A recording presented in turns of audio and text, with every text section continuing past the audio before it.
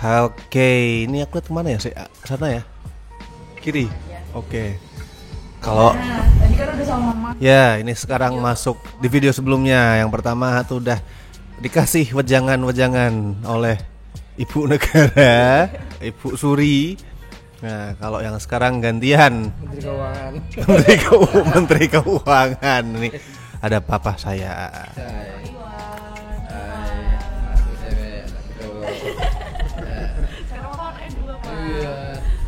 dua pak. Perkenalan nama. Dulu. Iya dong. Halo, mama nggak boleh protes. Ini ada mama nih. Aku papanya Rasid. Ini anakku perempuan yang paling baru. Halo. Enggak juga sih. Bukannya. Justru papa tuh gara-gara ada kucing itu kan karena ada mama. Karena mama tuh pengen ada teman. Selama ini kan mama kan cuma sendirian biar ada hiburan. Jadi waktu itu mama minta aku tak pelihara kucing ya. Padahal papa tuh sebenarnya nggak kucing tuh benci sama yang putih itu juga benci. Karena mama pada minta, ya udah. Tapi sampai sekarang papa jadi senang. Malah jadi sayang. Jadi sayang banget. Lebih dari sayang daripada papa. Dari mama? Iya.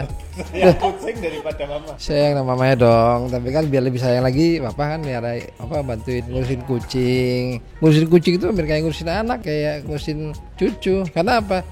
Tiap pagi papa ngeluarin kucingnya dari dalam rumah ke kandang. Itu sebelum masuk kandang jalan-jalan dulu ke depan rumah. Paling ya gendong itu kayak gendong baby itu panggil itu Mbak Nur belum mandi. ada pembantu depan rumah itu ada namanya Mbak Nur. Nah itu setiap papa gendong kucing, Mbak Nur itu selalu nyapu di depan rumah. Jadi untuk nyapa itu lihat tuh Mbak Nur belum mandi, megang sapu. Iya, cucu gitu. Iya, kayak gitu. Malam nanti masukin lagi ke dalam rumah, gitu aja. Ya, sekarang tambah lagi sekarang, papa punya akuarium. Nah, udah bikin akuarium gara-gara temennya Rasid sekamar namanya Fikra. Ya asik juga kayak bilang stresnya. Itu juga nggak sengaja karena udah ada keinginan, tapi teman papa waktu itu mau bikin akuarium yang gede. Papa ngeliat, itu aku bisa papa. Temen-temen di satu rumah dekat rumah. Akhirnya dikasih kan sama temannya papa. Nih ambil aja pak kalau mau, tak bawalah pulang ke rumah. Akhirnya jadilah satu akuarium. Belum kambing loh. Nah itu mama udah punya kambing sekarang, tapi titipin sama temannya papa. Mau dikembangbiakan. Ya udah dikembang. Jadi papa titip sama teman papa yang memang dia ahli sarjana peternakan, beli sama dia. Papa beli itu betina, sudah ada anaknya dan sekarang sedang hamil lagi. Nanti bisa Ya. Nah nanti anak yang ini lahir dibagi dua kalau dijual. Kalau anaknya kambingnya lahir dua, satu-satu sama teman papa. Tapi kalau satu itu nanti nilai jualnya dibagi dua gitu. Nah itu kesibukan papa sekarang ya. seru tapi ya. Ya tambah lagi ngurusin, ada 3 papa tuh. Ada apa tuh ngurusin kucing, ngurusin kambing, tanaman. Oh iya. Apa kan mama kan dari dulu kan koleksi tanaman-tanaman. Apa baru bawain anggrek tadi? Ya anggrek. Oh, Orang beli 2 buat Roro. Nah ngurusin anggrek, jadi tiap hari Senin Kamis nyiramin, malam ya itu nggak stressing lah, kayak gitu di rumah siram-siram. Ya karena kalau orang kampung sekarang kayaknya gini, papanya Rasid yang paling rajin nyapu dibanding dengan tetangga-tetangga lain. Mana ada bapak nyapu-nyapu depan rumah. Karena bapak-bapak nyapu biasanya yang punya ibu-ibu. Papa tuh tiap pagi ya sebelum mama berangkat ya. Kalau mama berangkat panggil Den, papa mau mama berangkat gitu. Papa lari ke depan. Den, mama mau berangkat. Iya, papa lari ke depan, bukain gerbang, derek. Iya, bukain gerbang begitu, mama pergi. Tapi tetangga Pak Munawir rajin ya Pak Iwan ya, kenapa? Itu bukain gerbang sama mamanya. Iya kayak gitu Pak. Ya artinya kan papa kan sebagai seorang suami ya kan, kayaknya mama mau bekerja gitu ya. Jadi kita juga memberi motivasi bahwa papa nungguin mama pulang kan gitu. Tapi kalau cuek-cuek kan ya pergi-pergi enggak kan nggak apa-apa kayak gitu. Beda. Cuma papa mengibaratkan seperti kayak sopir tuh, Den, apa berangkat gitu. Candaannya mama sama papa. Iya. Nggak serius ya? Nggak serius. Cuman kan jadi tetangga jadi bingung ya, karena hampir tiap hari mama mau pergi kerja pasti papa bukain gerbang. Kan beda cara ngangkapinnya. Gini-gini sama Iya. Udah habis itu dia itu mama pulang ya, nanti biasa. Papa masukin kucing, biar mama kan juga nggak stres ya. Ya cuman beda cara aja. Kita hanya sepintas biar nggak terlalu melo banget. Tapi sebenarnya kalau orang baca tuh iri. Apa yang papa lakukan tuh iri loh. Bukain gerbang. Kalau biasa kan pergi cium tangan, kan ada yang cium tangan kan. Papa tahu kalau papa nggak mau cium tangan, takut lipstiknya hilang. Mahal gitu. nanti dandan lagi ya. Udah nonton lagi ya. Jadi sering lihat sama tetangga-tetangga tuh, wih ngapain sih? Sampai terakhir ngobrol juga Pak itu Bu Siti itu, Pak Iwan rajin banget ya kayak gitu. Agak sedikit GR juga kalau dibilangin kok rajin banget, tapi memang itu caranya Papa biar mama punya motivasi kalau mau berangkat kerja itu ada yang nganterin gitu loh. Nah, kalau akumulasi dengan waktu yang lama itu nanti kebiasaan itu pasti akan rindu pasti. Coba aja. Nanti kebiasaan sama Rasid sama Laura, nanti apa yang biasakan Rasid suatu saat dia nggak lakukan itu jadi pertanyaan ngapain sih? Bisa jadi suatu hal yang apa ya? Kok biasanya begini, nggak begini. Nah, makanya kalau kata Mbah Tris yang Rasid, kalau 40 hari orang itu nggak ngomong, berarti tanda-tandanya. Tandanya Bisu. Dia sakit Itu ya. 40 hari kok. Iya. Ya itu papa kayak gitu tiap hari kerjaannya. Ya ini papa sedikit sombong lagi ya. Wah, sombong nih. Lah, papa dulu ya kerja selalu posisi kerjaan papa bukan sebagai level bawahan, selalu manager and manager and manager. Nah itu. Agak sombong dikit nggak apa-apa. Motivasi papa itu kan gini, ada suatu manajer zaman dulu namanya Tanri Abeng. Tanri Abeng itu dia bisa waktu itu digaji 1 miliar 1 bulan. Karena apa dia ahli dalam satu bidang, dikuasai benar-benar. Bidang itu dikuasai benar-benar. Nah, kalau dia udah menguasai bidang itu, dengan tutup mata pun dia tahu. Misalkan kerjaannya bikin tahu ya, masa nggak tahu kekurangan tahunya dia sendiri. Nah, dari situlah papa waktu itu punya motivasi. Papa bisa waktu itu karena mamanya papa kuliner. Jadi waktu itu mamanya papa bikin food court, ikut di food court ya waktu itu. Papa pertama kali sama mama itu jual bebek goreng, bebek bakar. Zaman dulu belum ada bebek bakar sama bandeng bakar. Akhirnya papa menguasai itu. Nah, awal lulus kuliah papa langsung jadi manajer marketing di bosnya KR. Itu Pak Ahmad Hanung itu yang di Ngampilan itu sebagai manajer marketing. Terus waktu itu singkat kata papa diterima di Ramayana Robinson. Waktu itu apa sebagai store manager. Papa di Semarang. Nah, Rasid waktu masih kecil dulu di Semarang waktu tahun apa ya Mah ya? 95 Dan 3 was apa itu. Nah, waktu itu apa? Aduh kalau udah begini kerja papa di swasta pasti akan keluar kota. Nah di situ papa mulai berpikir bagaimana caranya papa masih bisa satu rumah. Waktu itu mama sama Rasid diajak ke Semarang. Tapi saya pikir waktu itu karena papa inginnya satu rumah terus, pindahlah ke Jogja karena papa ditugaskan di Jogja. Nggak taunya ya karena Allah berkehendak lain, papa waktu itu di Jakarta diangkat jadi manajer store manager di Jakarta.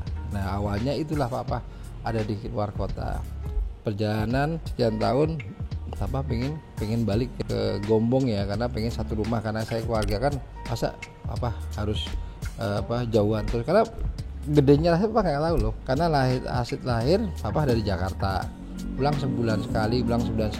Motivasi dari Tanri Abeng itu papa menguasai satu bidang. Kalau kita mau keluar lagi ke perusahaan kan berarti dari nol lagi. Tapi papa keluar dari kerjaan itu tapi diambil oleh orang perusahaan lain gitu loh. Nah papa ingin pindah ke Jawa Tengah. Papa ditawarin untuk jadi floor managernya di Semarang. Akhirnya papa bisa dekat lagi sama Rasid sama mama. Baik seminggu sekali pulang. Itu awalnya papa bisa kesini lagi. Terakhir Rasid sudah mau menjelang SMA. Papa bilang sama mama, papa kan punya anak cuma satu ya Rasid ya. Nah dari situlah papa karena pengen punya adik lagi, papa pengen mendekatkan lagi, papa bilang sama mama, saya tak dekat-dekat lagi ya mah, cari-cari sana gitu ya. Nah keluarlah dari Jogja Dev Store waktu itu dari Ramayana ke Jogja Dev Store, pindahlah di perusahaannya Medco Group punya Pak Arifin Pandegoro sebagai kepala cabang di perusahaan distributor di Purwokerto. Apa udah deket banget sama Rasid waktu itu. Paling pulang ya, berangkat pagi. Pulang sore banget, nah itu udah syukur banget alhamdulillah. Tapi di luar dugaan juga karena waktu itu dinilai prestasi, papa itu mau ditempatkan di daerah lain di luar pulau. ingin dijadikan branch manager ya, saya membawai dari beberapa perusahaan distributor. Papa nggak mau karena pengen waktu itu udah mengundurkan diri. Kebetulan waktu itu cuman baru hasil kelas 3 SMA. Iya Pak. Kelas 3 SMA Papa udah di Purwokerto udah 3 SMA.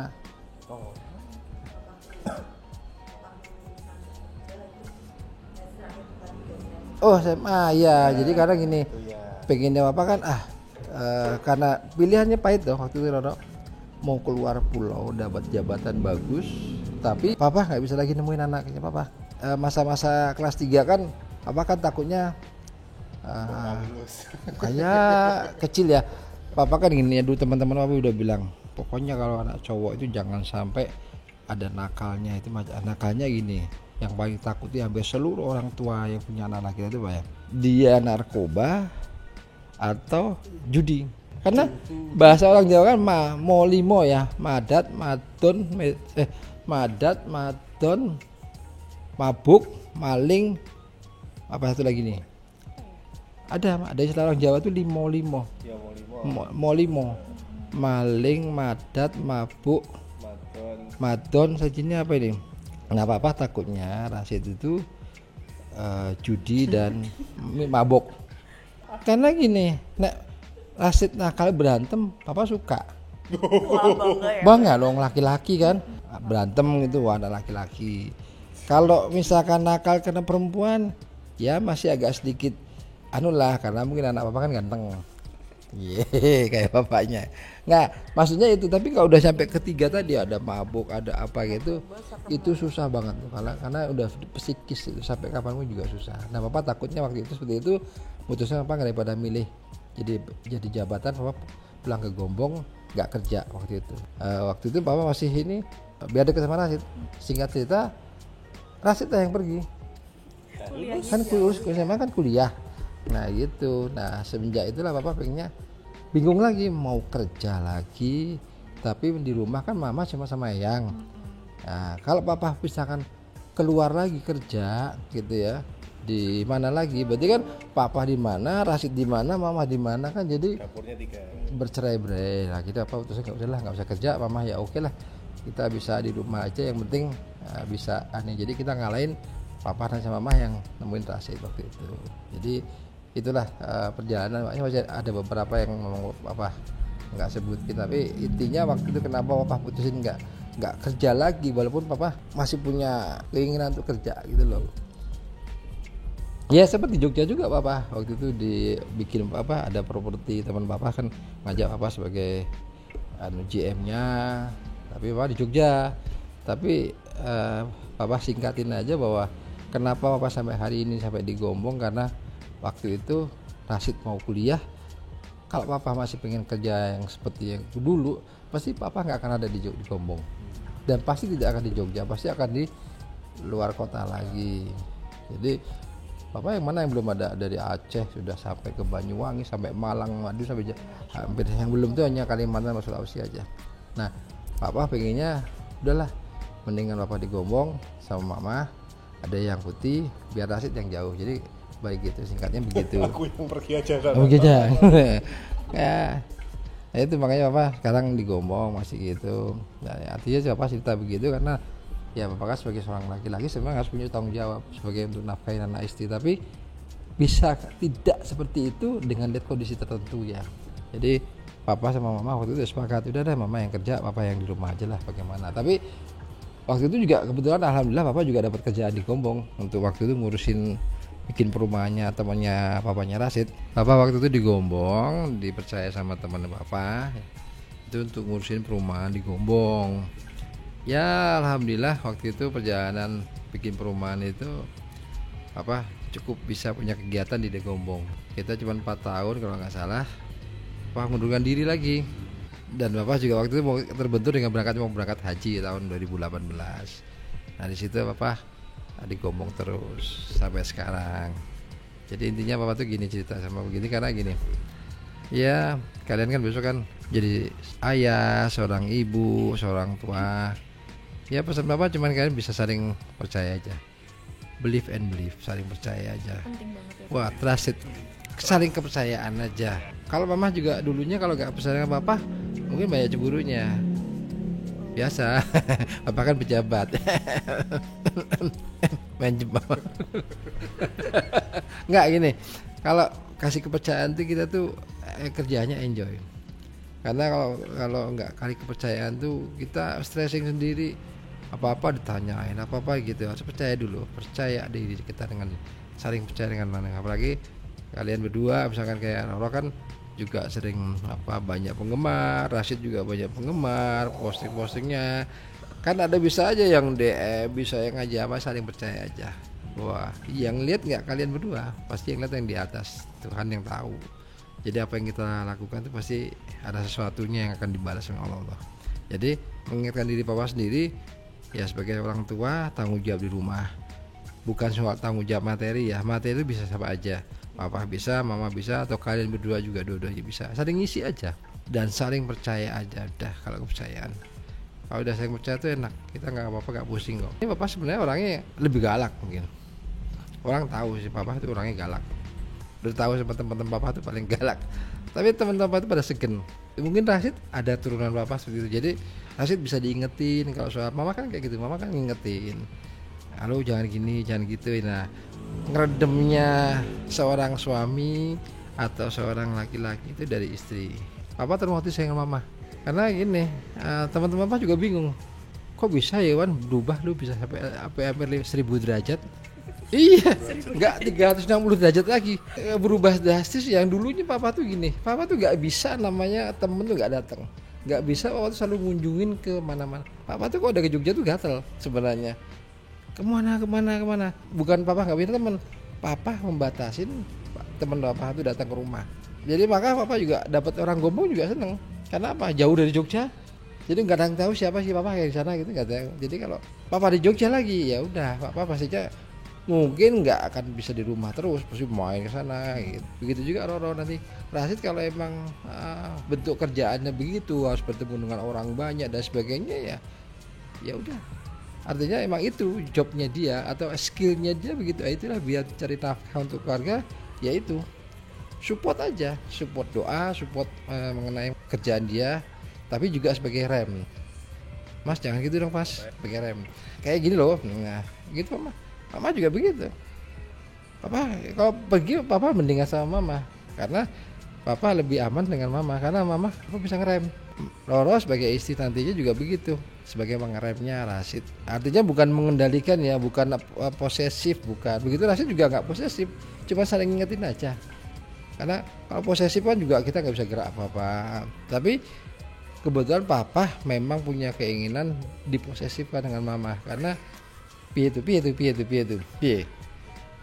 ya, karena kalau enggak papa lepas kontrol, mesti lepas kontrol itu apa ya, ya karena background papa senangnya main dulu kayak gitu. Jadi papa kalau enggak diingetin kayak gitu, saya juga ngingetin Rashid kalau di jalan dia ada apa-apa dengan tipikalnya papa, Rashid turun papa justru takutnya begitu. Takutnya apa yang papa dulunya begitu itu kebawa ke Rashid.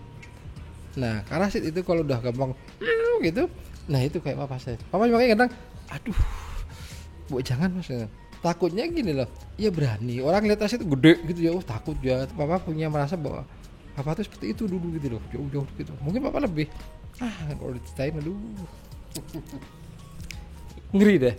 Papa aja kalau sama mama pergi aja masih suka sering begitu. Papa tuh karena dulu tuh di doktrinnya sama guru ngajinya papa, takutlah hanya dua, sama Allah sama orang tua, yang lain tuh. Nah itu yang saya nggak ingin. Bukan ternyata baik buat kita, tapi akan nggak baik kalau satu sifat papa itu ada di Rashid, emosional atau mungkin berani. Dulu mungkin papa kayak gitu karena ya satu memang hidupnya di situ, kedua papa juga ikut bela diri dan sebagainya, ketiga papa memang sejak awal memang dari Jogja ini apa bisa bentuk diri papa ada di situ. Nah Rashid kan sebagai anak papa kan bisa saja dulu orang yang nggak senang sama papa, ini anaknya ini kan gitu. Jadi itu papa benar-benar sembunyiin, bener nggak ada yang tahu, cuman hanya satu orang yang tahu rumahnya Rashid Itu hanya satu teman papa yang teman akrab, memang teman baik papa waktu itu. Jadi papa pesan aja sama kalian berdua besok kalau jadi suami istri ya memang saling ngingetin, percaya, saling berikan kepercayaan, terus ya saling ngisi aja deh. Karena kalau masalah bicara materi nggak akan ada cukupnya. Apalagi kalau udah punya duit sendiri, Rasid juga cari sendiri. Nah itu kan buat kalian berdua sendiri, buat nanti kalau punya anak. Anu aja deh, apa papa bilang tuh mana yang duluan yang ngalah gitu loh. Nah papa punya si tipikal kan gampang sekali ya, kalau ada apa-apa tuh papa tuh jangan dibikin marah. Papa tuh pengennya itu apa yang papa nggak suka, mama tuh jangan bikin papa marah gitu loh. Jangan bikin marah gitu. Karena kalau papa marah itu yang takutnya itu ada jeleknya papa tuh kalau marah. Ya, mungkin jangan sampai Rasid ikut sama papa, karena jeleknya papa tuh kalau marah tuh gak akan marah sama mama, enggak ke orang lain. Jadi papa marah sama orang yang papa sayangi, tapi yang kalau lagi marah bukan sama yang sayangin, orang lain. Ya gitulah, makanya papa pesan sama Rasid juga begitu. Bisa jaga deh untuk emosionalnya. Iya, saling bisa salah satu ngalah duluan lah. Gak usah gengsi saya seorang suami atau saya seorang istri. Ngalah dulu mana yang terbaik. Karena apa? Kita mau nikah itu kan bukan sesaat ya. Sampai selamanya ya. Godaan itu pasti ada. Karena biasalah ya, papa ganteng ya mah ya. Enggak, ini buat ini aja. Mau menghibur papa sendiri aja kalau di rumah. Iya. Di rumah sendiri. Nah, itu membesarkan hati sendiri. Jadi papa pesan juga kalian besok di rumah ya ini bikin senang masing-masing ya. Ya, saling bahagiakan aja lah. Ya dengan cara masing-masing lah. Kadang-kadang kita gengsi ya. Kita memang cemburu. Zaman sekarang masih cemburu ya. Ya kayak gitu papa kan sekarang ya. Jalan mana paling cari kuliner atau cari ke yang bikin sehat, kemana ke Kaliurang kayak kemana ke pantai. Ya kita mau pengennya adalah umur panjang sehat buat kalian juga nantinya. Ya karena sehat, kalau kita pikirannya nggak stres, rezeki itu gampang. Apalagi kerjaan kalian kan kreativitas. Kalau kita saling stres, kreativitas itu mandek loh. Betul mandek.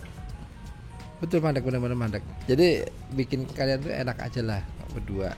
Ya kalau namanya cinta itu, aku mau ngeliat mama kayak apa ya? Papa dulu pengennya nggak kayak mama loh. loh biasa loh. Kalau dulu zaman masih kuliah tuh papa tuh pengennya aku kayak gini, ceweknya gini, nemunya ini gimana? Emang jodohnya gimana? Enggak. Jodohnya gitu gimana? Terus gimana? Papa mau nolak kayak gitu. Ya itu emang jodohnya. Ya udah kita ambil. Ya. Makanya teman-teman bilang, "Lah, papa juga bersyukur loh. Di antara teman-teman papa yang kayak gitu, itu dia yang bisa support mama. Sampai papa itu ketemu sama temannya mama.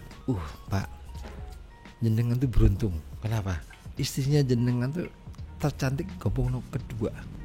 Bangga papa. Tercantik di gombong nomor 2. Yang pertama pengen tak cari kayak gini aja cantik nomor 2. Yang satu siapa gitu loh. Papa tak cari gak ketemu sekarang. Bentuknya kayak apa bentuknya? Itu nomor 1 sekarang mungkin Pak. Wah nggak tahu dah. Udah naik. Udah tua. orang muji gini kan istri sampean yang Nomor cantik. 1. Nomor Kedua itu video ngomong sendiri. Padahal mama kritik waktu itu. Iya. Makanya gini, bukannya kadang-kadang gini, Pak, kok gue mau ajari anakku enggak? Anakku sudah berilmu, sudah punya bisa berpikir, dia bisa menempatkan mana yang baik, mana yang enggak. Kalau papa, karena papa gini, papa seingat dulu gini, papa kan punya papa ya, papanya papa dua seorang dosen, itu selalu strength dalam satu pekerjaan. Jadi apa nggak bisa berkembang waktu itu, harus begini karena seorang pengajar biasanya suruh harus ngikutin dia. Nah waktu itu papa memang nggak bisa seperti itu. Papa ingin suatu keilmuan tuh dengan papa cara sendiri gitu. Begitu juga nantinya Rasid juga kalau kalian punya anak, bukan diberi kebebasan enggak, tapi diberikan satu sampel. Bukan papa ya sebenarnya yang ngajarin, tapi omnya papa itu gini, kalau ngajarin jangan setrum, itu malah nggak begitu dulunya. Kalau dia jangan, orang akan penasaran. Nah disetrum sekalian apa? Tapi, iya benar. Disetrum, gitu ya? Iya tahu. Jadi strike-nya omnya papa dulu tuh gitu. Karena apa? Ya itu sesuatu yang harus kita hadapi di depan kita, handle sendiri lah, tetangga sendiri. Kalau nggak bisa, betul-betul nggak bisa, baru orang lain. Nah, gitu. Maksudnya nanti dalam rumah tangga pun kita atas sendiri masalah kita tuh, atasin kita sendiri. Sebenarnya sampai semaksimal mungkin permasalahan itu kalian hadapi sendiri. Kalau nggak bisa, betul-betul nggak bisa, ya siapa orang kedua yang bisa bantu permasalahan? Second opinion. Nanti opini kedua, siapa yang bisa bantu kita berikan kepercayaan untuk bantu permasalahan kita. Makanya Bapak sering bikin satu pekerjaan rumah itu, Bapak nggak pernah ngajarin Rasid memperbaiki mobil, perbaikin motor, perbaiki rumah. Rasid akan tahu sendiri. Oh iya ya, jatuhnya nanti aku kalau udah punya anak, kalau punya keluarga sendiri, ini yang aku lakukan. Semoga kalian besok dilebih materi oleh Allah, banyak duit, nggak usah kita kerjakan sendiri, panggil orang, bayar, selesai, kan gitu. Ya rezeki limpah melimpah, kalau ngapa-ngapain tinggal perintah orang aja. Kadang-kadang ada orang yang ngono ora iso kan gitu, itu justru bikin down seorang. Itu juga ada suami ke istri, itu nggak bisa, mau gitu. Nah, jadi hanya kata-kata itu tuh bikin orang itu, kita udah pengen usaha, tapi ingin usaha nunjukin kepada orang yang kita kasih, tapi justru orang yang depan kita itu malah mendemotivasi kita, malah justru kita bikin ciut. Padahal kita pengennya nunjukin kita bisa, tapi kan hanya try and error, mencoba. Kalau nggak bisa ya sudah, berarti bukan keahlian kita gitu. Semua orang pasti punya kekurangan dan punya kelebihan. Kekurangannya itu pasti ada di bidang-bidang tersendiri, kelebihannya juga ada bidang-bidang tersendiri. Makanya Bapak sama Rasid itu nggak pernah Bapak perintah apa, nggak pernah Bapak yang gitu, karena nantinya di kehidupan nyata kalian sebagai seorang suami istri pasti ketemu hal yang begitu, hal yang kecil aja pasti nantinya akan timbul kepedulian tentang lingkungan, rumah dan sebagainya. Bukannya Bapak mau memanjakan Rasid, nggak memanjakan anak Bapak, enggak, tapi hanya satu sampel kecil aja. Pasti nanti pahit-pahitnya pasti akan menemukan itu.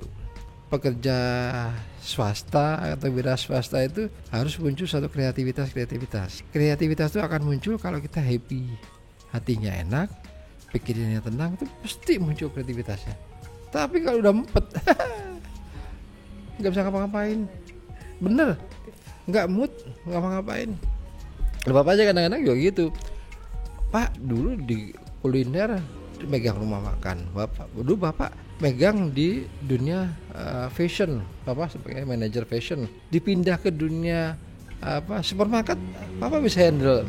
Bapak lari lagi pekerjaan di suatu bidang, menangani distributor sebagai karyawan, berapa ratus karyawan.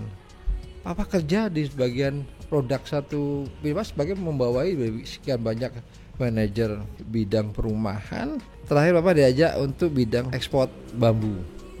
Artinya kenapa Bapak begitu ganti-ganti? Kalau kita hanya stuck pada satu bidang, itu akan titik jenuhnya itu nanti ada. Misalnya orang kan bikin kartu, titik jenuhnya orang tuh pasti ada. Harus ada kreatif yang lain. Nah makanya itu kreatif baru-baru itu nantinya yang bikin support Roro sama Rasid akan selalu eksis dalam bidangnya. Nah, makanya kalau happy jalan nemu sesuatu, ide barunya. Satu ide baru, ini bukannya jalan untuk hanya untuk senang-senang, tapi muncul satu, ini apa ya, gitu loh. Apa juga begitu dulu. Kok Pak, kok gue saya gini, saya malah neng rumah orang ngopo-ngopo. Ya justru kalian nggak bisa bidang kayak gini, ngurusin kucingnya dulu kecil-kecil, sekarang jadi gede-gede. Jadi orang bingung loh, Pak kok iso sih kucingmu sih lemu-lemu kayak gitu. Padahal orang, kok biar sakit banget bakar kucing mah, iya kayak gitu. Jadi intinya Bapak juga nyampaikan kalian tuh, karena kalian besok hidupnya mencari nafkahnya harus pakai sistem kreativitas, ya satu intinya bikin happy kalian masing-masing, hati dan pikirannya. Marahan abaikan lah, marah tuh bumbu lah, tapi jangan saling mengecilkan. Orang iso gitu, nah tapi jangan, ya boleh lah support, nggak bisa ya, nah, saya bicarakan beda. Orang iso nggak bisa ya, syukur. Itu kan beda ngomongnya kan beda. Orang iso ngono ya, tapi nggak bisa ya syukur. Gitu. Nah itu Bapak mengasih intinya ya kebahagiaan, dan Bapak selalu dalam satu postingan Bapak, jangan lupa bahagia, jangan lupa bahagia. Karena apa coba, nanti kalau Mama itu kadang saya tanya teman-teman Bapak kalau dijajarin ya, ini maka sombong lagi nih, look style Bapak mungkin lebih paling dibanding ini, mereka kan tua-tua semua. Mama udah pret kayak gitu lihat. Enggak, maksudnya gini, karena merasa papa bahagia begini, jadi nggak kebeban satu pikiran yang berat. Kalau pikiran yang berat itu bikin papa tuh bikin nanti ya tampak tua, terus apa sedikit malah kayak kolot lah. Jadi ya kayak gitu nantinya. Apa juga, apalagi Tapi ya pokoknya poin utamanya adalah apapun terjadi pokoknya nomor satu kan kebahagiaan. Oh iya, gini ya Pak. Mungkin kalau misalnya ada teman-teman yang bingung nih sekarang galau sebagai seorang suami, aku harus ngejar kerjaan tapi ninggalin keluarga, atau aku sama keluarga tapi kerjaan ya udahlah yang penting rezeki ada gitu. Kalau menurut Papa berarti deket sama keluarga tuh paling penting ya Pak ya? Motivasi. Ya, motivasinya untuk kita kerja itu untuk apa sih? Untuk keluarga. Kalau kita nggak pernah pengen pulang, berarti dia nggak pengen punya keluarga. Tapi kalau kita pengen pulang, berarti pengen keluarga. Nah, pengen keluarga itu termotivasi untuk keluarga. Kerjaan itu untuk keluarga. Jadi selama kalau memang pekerjaan itu bidangnya itu dan motivasinya keluarga, ya keluarga diajak. Kalau nggak bisa, ada opsinya. Opsinya gini, ajaklah bicara dengan teman hidup kita. Misalkan dulu kayak papa sama mama bilang, saya harus ngomong karena apa? Papa harus nggak kerja atau papa mencari pekerjaan yang nilai value-nya lebih kecil. Berarti harus merubah habit. Maksud habit papa gini ya, kebiasaan kita ada uang banyak, ya. Tiba-tiba kita nggak ada uang banyak. Nah, kita nerima nggak? Seorang istri atau seorang suami kita nerima nggak? Yang dulu dapat duit ya, kita nggak punya duit. Nah, kalau kita sebagai sepasang suami istri, ya udah adanya begini ya sudah. Nah, syukurin ya. Kalau memang harus begini kan gitu, tidak harus kamu harus begini ya, itu susah. Nah, kalau udah begitu nggak akan pernah ketemu nantinya kebahagiaan. Iya, tapi kalau tetap dipaksakan harus begitu, ya konsekuensinya keluarga nggak akan pernah utuh. Maksudnya utuh dapat tidak satu keluarga satu rumah pasti ada kemana kan gitu. Nah, di situ intinya keluarga tetap menjadi nomor satu. Pak, kalau misalnya masih bingung, dilihat dulu motivasinya apa dulu nih gitu. Jadi apapun pilihannya tergantung motivasinya itu kemana, kondisi gitu. Dan harus komunikasi dan menjaga kepercayaan. Tadi kan Papa bilang. Terus yang kedua tadi, gimana pun itu tujuan dari rumah tangga itu adalah kebahagiaan ya Pak ya. Setelah kita bahagia, apapun tuh jadi lebih gampang dan lebih enak. Gitu teman-teman. Nih banyak banget manfaat dari obrolan kita sama Papa loh nih. Jadi makasih banget Papa udah ngobrol hampir 1 jam juga sama kayak Mama tadi ya. 40 menit sama berarti ya kayak Mama. Makasih banget Papa. Kami juga doain biar Papa happy terus, sehat, panjang umur. Amin. Sama Mama juga ya, bahagia terus sama Mama. Jadi sampai ketemu lagi di video selanjutnya. Dadah.